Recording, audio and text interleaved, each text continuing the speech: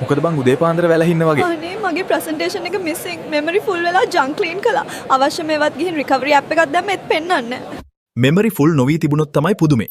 Play Store එකේ තියෙන app ටික ඔක්කොම දාගත්තම. ඔය ටික ඕන. ඔකනම් අයින් කරන්න එපා. අරයා යන තැන් බලන්න ඕක තියෙන්නේ.